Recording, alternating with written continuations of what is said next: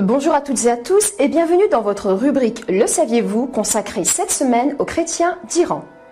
Dans un de nos précédents numéros de Passe l'Info, nous vous avions présenté le quotidien des Juifs d'Iran. Dans le saviez-vous de cette semaine, nous avons choisi de vous présenter celui des chrétiens qui vivent au cœur de ce pays. Pierre Piccinine, professeur d'histoire et de sciences politiques à l'école européenne de Bruxelles, répond aux propos de Bernard-Henri Lévy qui s'est exprimé dans un article sur Tribune Libre intitulé « SOS chrétien ». Le philosophe français qui se dit éternellement attaché à Israël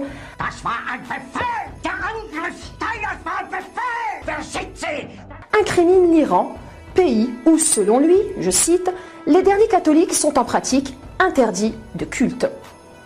Ces informations sont en tout point erronées, puisque les communautés chrétiennes dans ce pays jouissent en réalité d'une complète liberté de culte, comme a pu le constater Pierre Piccinine durant sa présence en Iran en juillet dernier, bien que la République islamique d'Iran n'ait en effet aucune politique d'hostilité à l'égard des autres religions et abrite d'ailleurs de vastes communautés chrétiennes.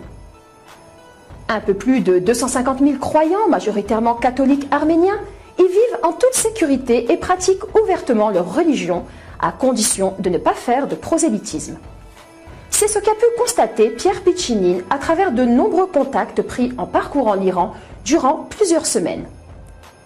À cette occasion, il a pu visiter plusieurs communautés chrétiennes, participer à des offices religieux et rencontrer de nombreux fidèles en divers lieux du pays qui vivent sans être nullement inquiétés en citoyens ordinaires.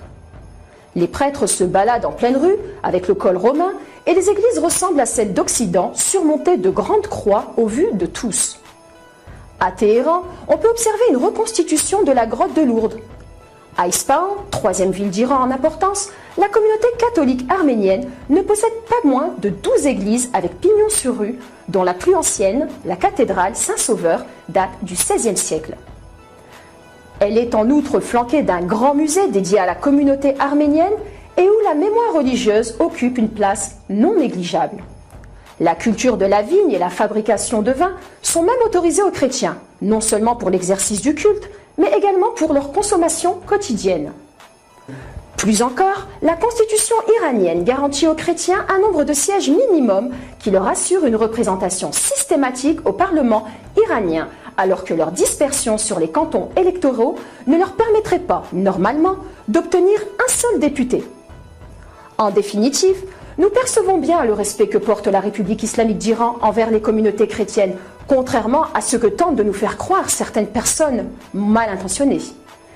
Si ces personnes étaient vraiment en quête de vérité, elles montreraient plutôt du doigt le peu de représentation musulmane dans les parlements des pays européens, alors que l'islam est quand même la deuxième religion du continent.